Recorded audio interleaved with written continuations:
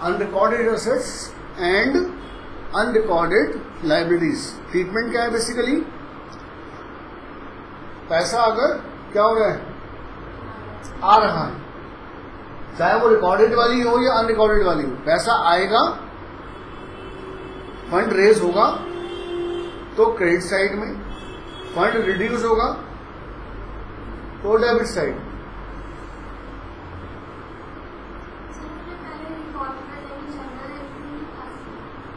अगर एंट्री पूछा है तो फिर कौन सी एंट्री?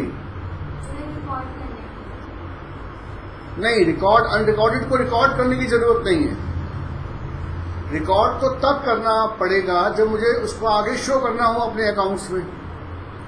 अब मैं तो ऑलरेडी जो रिकॉर्डेड है उन्हीं को रिड्यूस कर, उन्हीं को क्लोज कर रहा हूं, तो अलग से कोई रिकॉर्डेड नहीं होगा उनका। तो क्या करना है, सिंपली उसको मुझे रियलाइज करना है, कैश आएगा या जाएगा बस वो देखना है। यहां पर जब मैं इसको ट्रांसफर कर रहा हूं तो मैं क्या कर रहा हूं, रिकॉर्डेड वालों को भी क्या कर रहा हूं, क्लोज कर रहा हूं, उनके अकाउंट भी क्लोज कर रहा हूं। तो यहां पर अनरिकॉर्डेड और रिकॉर्डेड सब बराबर हो गए। अब तो खाली क्या देखना है, फंड को देखना है। फंड रेज हो रहा है, इंक्रीज होगा तो क्रेडिट साइड में, और फंड डिक्रीज होगा तो डेबिट साइड। एक इसमें पॉइंट आता है एक्सपेंस ऑन रियलाइजेशन।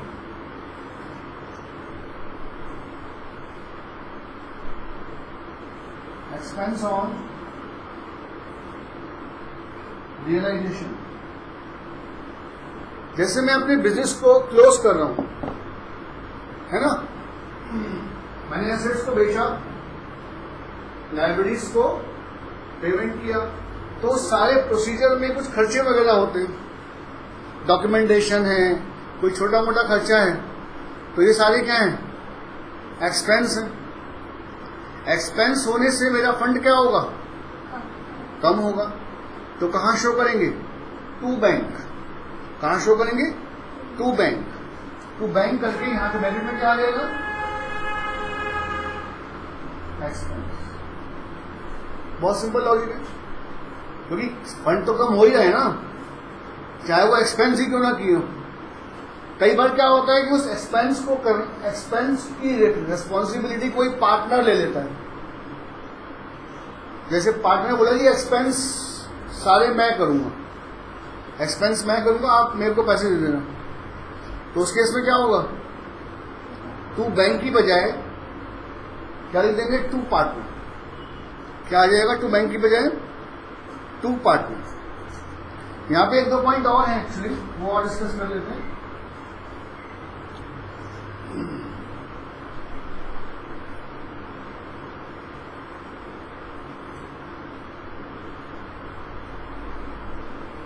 एक्सपेंस का थोड़ा डिटेल पॉइंट है।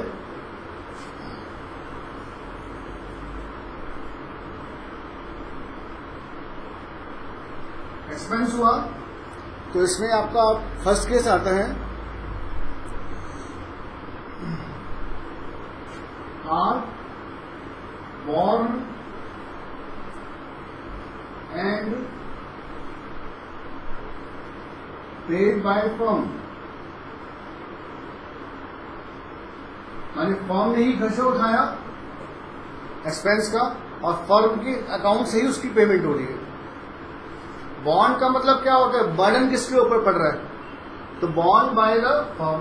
बॉन्ड मतलब खर्चा कौन बियर कर रहा है, फर्म, और पेमेंट भी कौन कर रहा है, फर्म कर रहा है। तो एंट्री इसमें फिर जो बनाओगे आप रिलेशन अकाउंट, तो क्या शो करोगे, टू बैंक।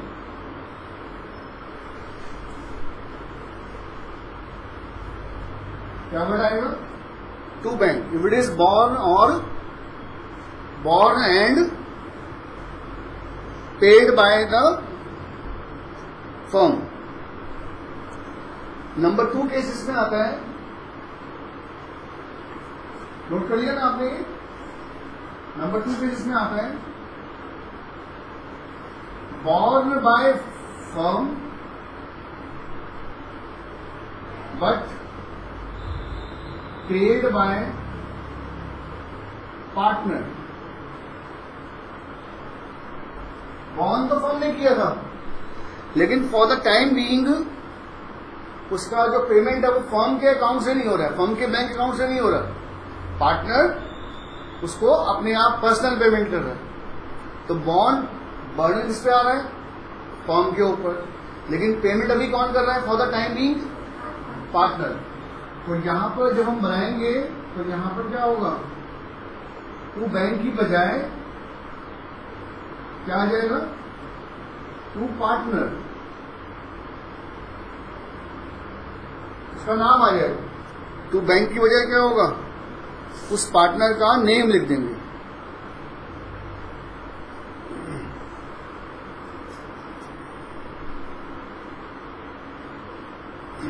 डिफरेंस समझ में आ गया? क्योंकि पेमेंट कहां से हो रही है? पेमेंट फर्म के बैंक अकाउंट से ना होकर पार्टनर उसको पर्सनली पेमेंट कर। एक थर्ड केस होता है इसके अंदर,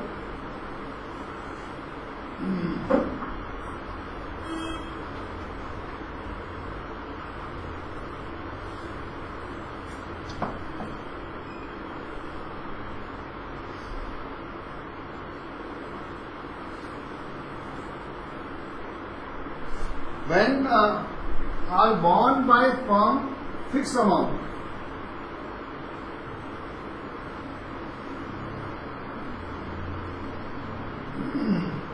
and actual amount paid by partner।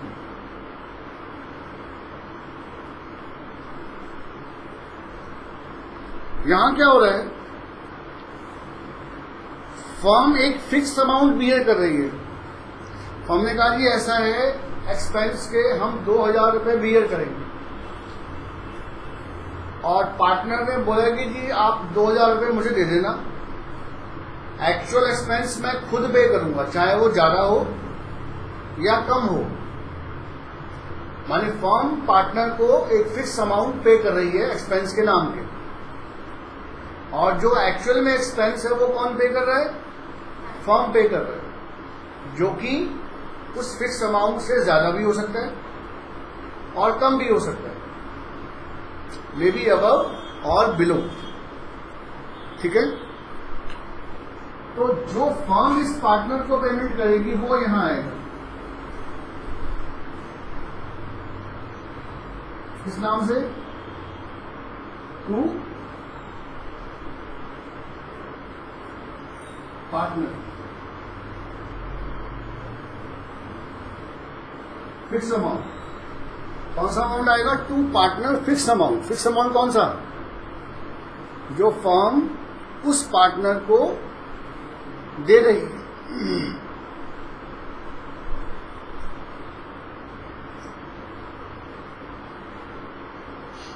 और जो पार्टनर ने एक्चुअल पैसे दिए,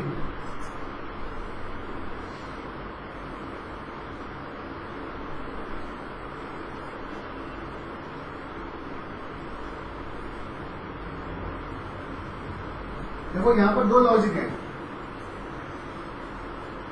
फर्म क्या कह रही है उसको कि हम आपको एक फिक्स अमाउंट देंगे, तो जो फर्म इसको फिक्स अमाउंट देगी वो कहां आएगा? उसका बर्डन कौन बियर करेगा? फर्म बियर करेगी, तो वो ऊपर डाल दिया। अब जो एक्चुअल में खर्चा हुआ है वो पार्टनर ने पेमेंट कैसे किया है? अगर पार्टनर उसको फर्म के बैंक अकाउंट से पेमेंट कर रहा है, कौन सा अमाउंट? जो एक्चुअल में एक्सपेंस हुआ है, तो फिर वो यहां क्या आएगा?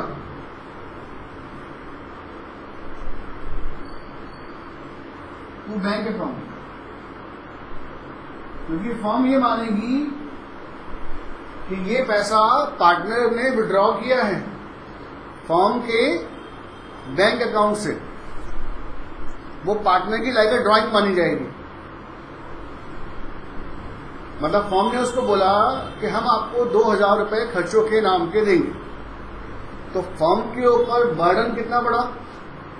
2000 रुपए का। तो वो ऊपर शो कर दिया कि हम पार्टनर को एक्सपेंस के नाम के 2000 रुपए देंगे।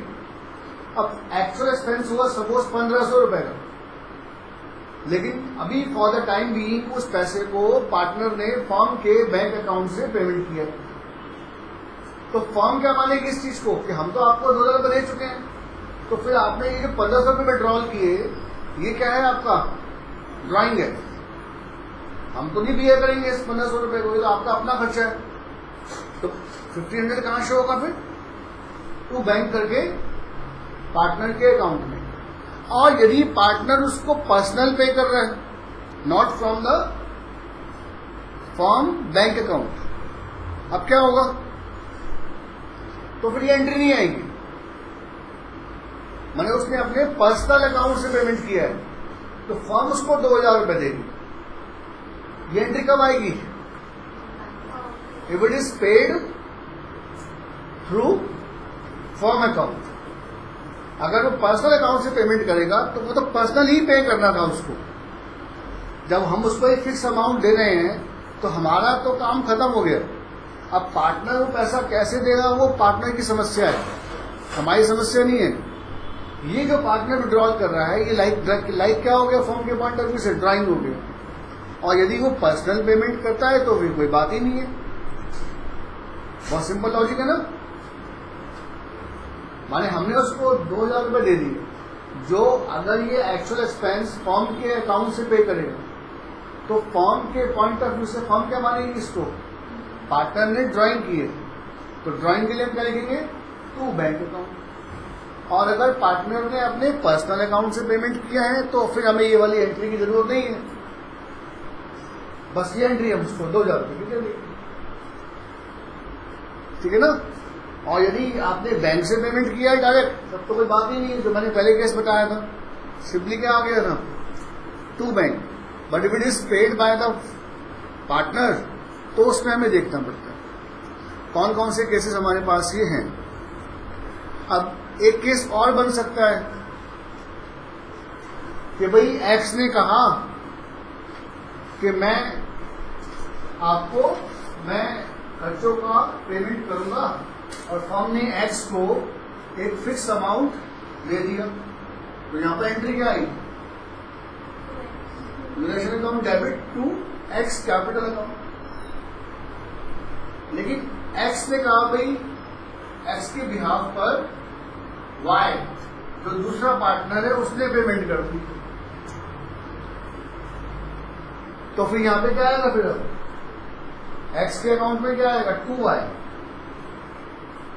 माने हम उसको ऐसे मानेंगे कि एक्स वो पैसे वाई को वापस करेगा। माने एक पार्टनर के बिहाफ पर दूसरे पार्टनर ने एक्सपेंस की पेमेंट कर दी, तो यहां पर अब क्या नाम आएगा?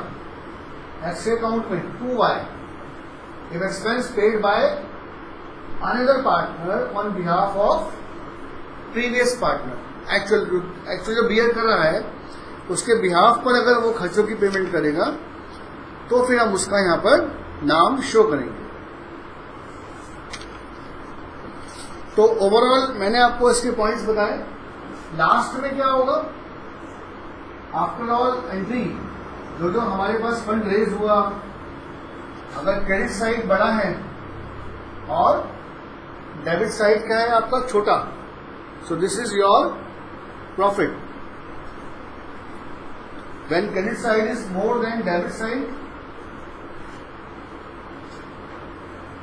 Profit transfer to X by Z. कौन सा रेशियो है? Old ratio. इसमें न्यू रेशियो कुछ नहीं होता, यहाँ पे न्यू नहीं होगा। न्यू क्यों नहीं होगा? तो फॉर्म बंद कर रहे हैं, ना तो एडमिशन है ना रिटायरमेंट है, तो जो भी रेशियो गिवन है वही इनका रेशियो माना जाएगा, जो एग्जिस्टिंग रेशियो है। प्रॉफिट होगा या आपका लॉस होगा, तो चाहे लॉस हो या प्रॉफिट हो, वो हमेशा कौन से रेशियो में डिस्ट्रीब्यूट होगा? Old ratio. ठीक है, तो पहले हमें सारी एंट्री पास करनी पड़ेगी, और सारी एंट्री पास करने के बाद अगर क्रेडिट साइड बड़ा है डेबिट साइड से तो क्या लिखेंगे?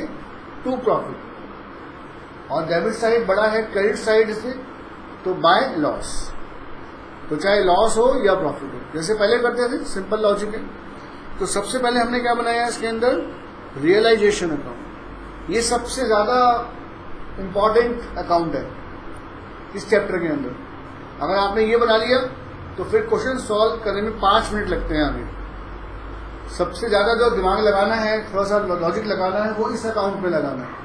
बाकी के जो अकाउंट बनाएंगे अभी कौन कौन से, partner loan account, partner capital account, और कौन सा बनाएंगे, बैंक अकाउंट। ये तीनों अकाउंट क्वाइट इजी। तो मैं आपको बता देता हूँ थोड़ा सा फॉर्मेट, तो इसको नेक्स्ट टाइम करेंगे क्वेश्चन पे।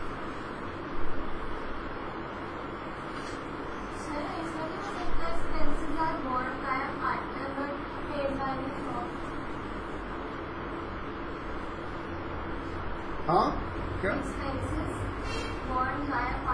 पार्टनर एक्सपेंस को अगर फर्म को ही पे करना है तो फिर पार्टनर की बात ही खत्म हो गई।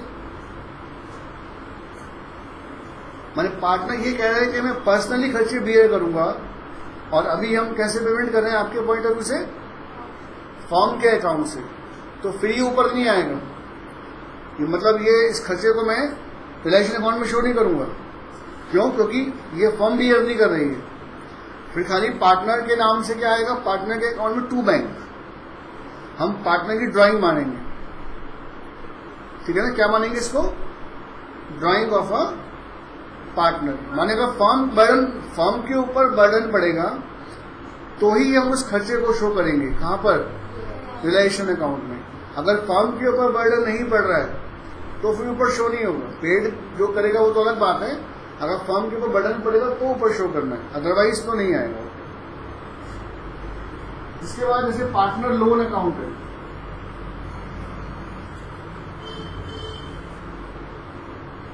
तो मैंने आपको अभी बताया कि जो पार्टनर का लोन है वो हमने ऊपर शो नहीं किया था।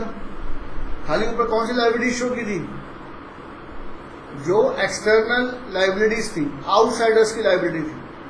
पार्टनर का लोन कहां लिखा होगा बैलेंस शीट में, लायबिलिटी साइड में। तो जो भी पार्टनर के लोन का अमाउंट है वो यहां पर आ जाएगा by balance brought down.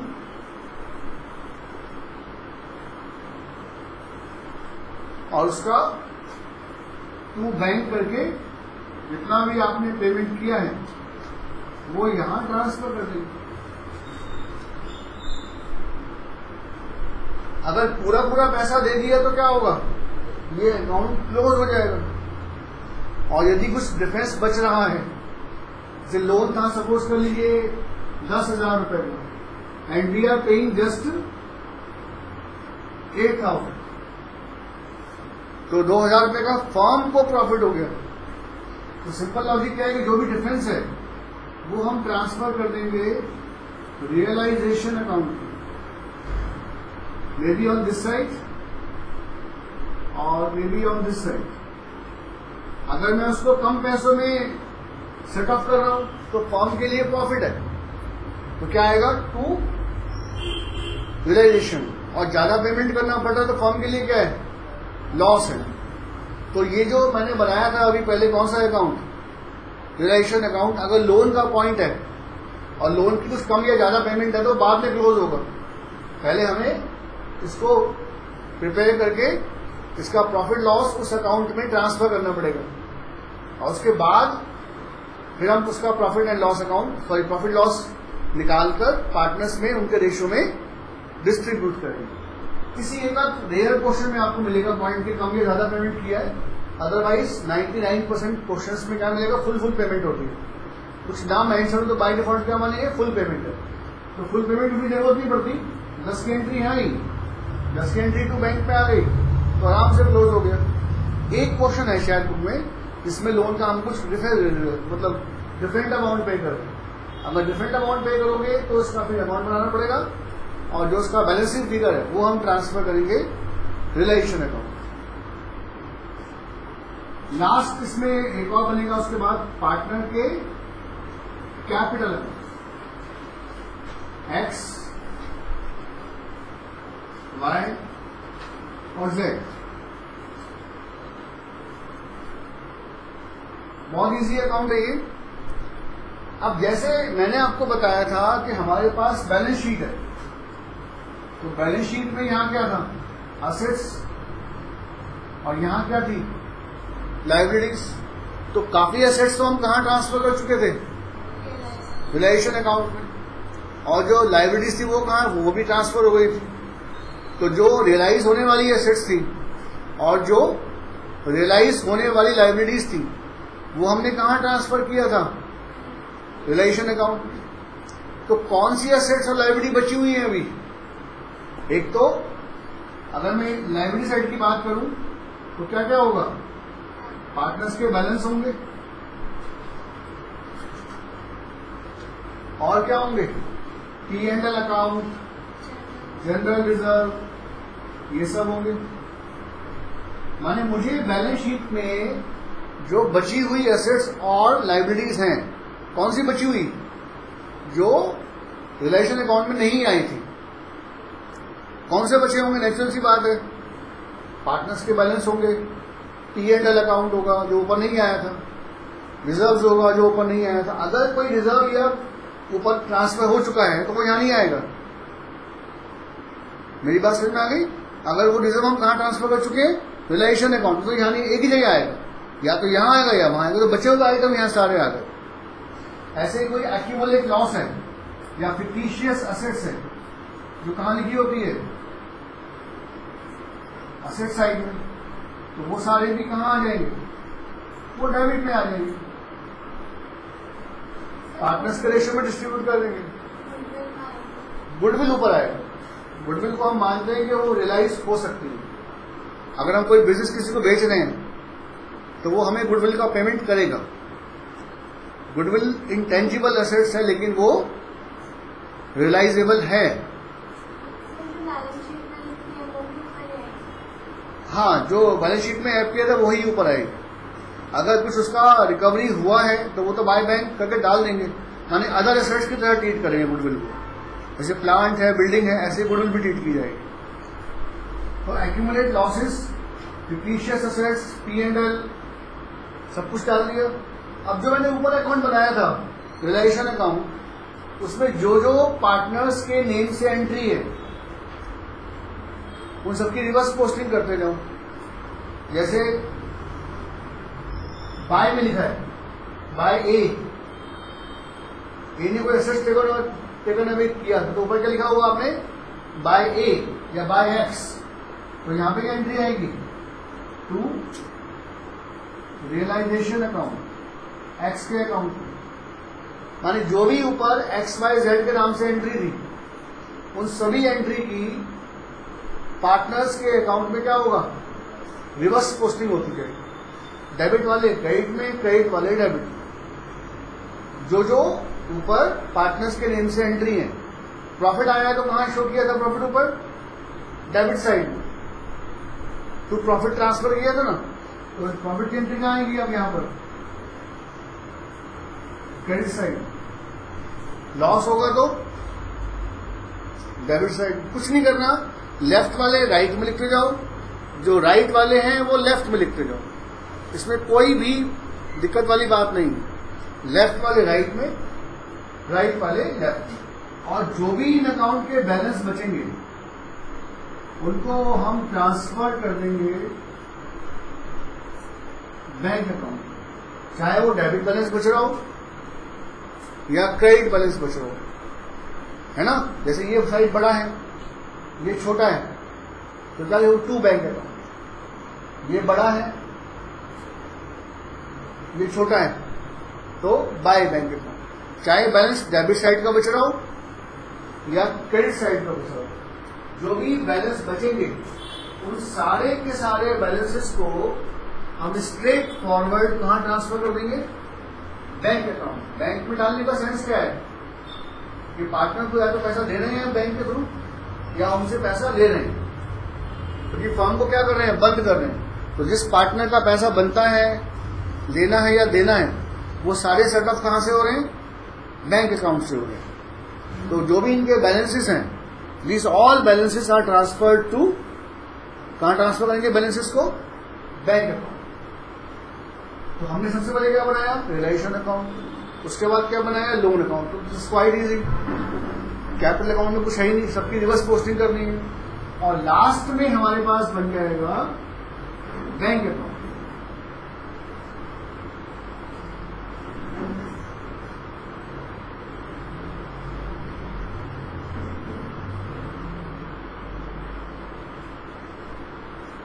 Bank में मैंने आपको बताया था कि हमने फर्स्ट अकाउंट के अंदर जब हमारी एसेट्स को लिखा था तो मैंने वहां पे कैश और बैंक छोड़ दिया था।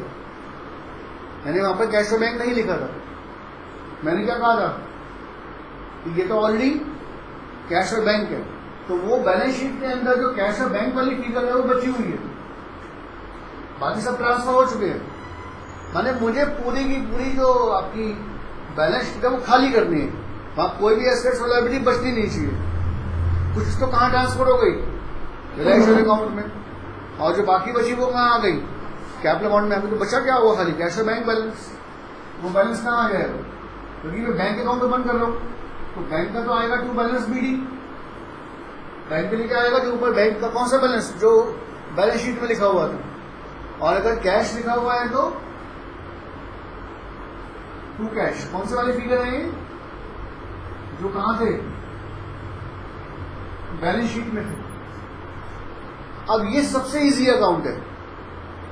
इसको बनाने से पहले कौन कौन से बनाए अकाउंट,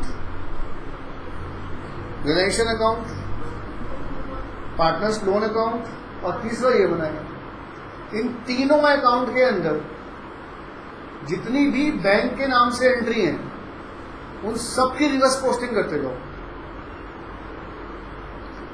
तीनों अकाउंट जितनी भी बैंक के नाम से एंट्री आ रही है, जैसे ऊपर क्या आएगा, असेट्स को सेल किया था बाय बैंक, लायबिलिटीज को पेमेंट किया था टू बैंक, यहां के बैलेंस कहां ट्रांसफर किए थे, बैंक में।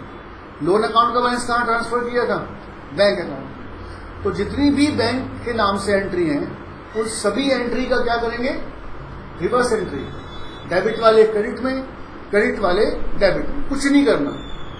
मान जैसे ऊपर लिखा था आपने टू बैंक, तो यहां क्या आएगा, बाय रियलाइजेशन अकाउंट। जिस अकाउंट से पोस्ट कर रहे हैं उस अकाउंट का नाम आएगा। ऊपर लिखा था बाय बैंक, तो रिवर्स एंट्री क्या आएगी, टू रियलाइजेशन। पार्टनर में लिखा टू बैंक, तो रिवर्स एंट्री क्या होगी, जितनी भी बैंक के नाम से एंट्री है, चाहे वो डेबिट की हो तो क्रेडिट साइड में, क्रेडिट की हो तो डेबिट साइड। और ये जो आपका बैंक अकाउंट है ये आपस में क्या होना चाहिए, टैली होना चाहिए, इक्वल।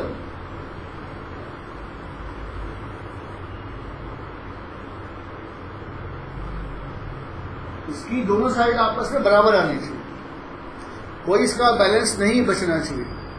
बैलेंस शीट नहीं बनेगी इस चैप्टर में। अभी तो हम फॉर्म को क्लोज कर रहे हैं ना, तो कहां से बनेगी बैलेंस शीट, वो कब बनती, जब फॉर्म का बिजनेस आगे चलता। तो लास्ट में हमने पैसा दिया लिया, तो हमारा जो बैंक अकाउंट है वो क्या हो गया, खत्म हो गया। अब ना तो पैसा हमारे पास है, ना सरप्लस मनी है, ना शॉर्ट मनी है, बैंक इज क्लोज। तो लास्ट में इसमें कौन सा बनेगा हमारे पास, बैंक अकाउंट। और उसके अंदर सारी एंट्री रिवर्स करने के बाद ये आपस में इक्वल आना चाहिए। अगर कहीं बैलेंस बच रहा है तो आपने क्वेश्चन में मिस्टेक किया है, कोई एंट्री करना भूल गए, या डेबिट क्रेडिट करने में आपने कहीं ना कहीं मिस्टेक किया। तो आपको मैंने पूरा फॉर्मेट बता दिया इसका, इसको आप अच्छे से एक बार स्टडी करो, और फिर इसका हम नेक्स्ट टाइम कुछ क्वेश्चंस डिस्कस करेंगे। ठीक है, एक बार इसको आराम से बैठकर आप स्टडी कीजिए।